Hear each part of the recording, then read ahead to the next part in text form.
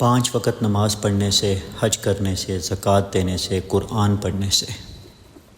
آپ دیندار نہیں بنتے، آپ صرف بیسک مسلمان بنتے ہیں۔ دین کا اصل امتحان تب شروع ہوتا ہے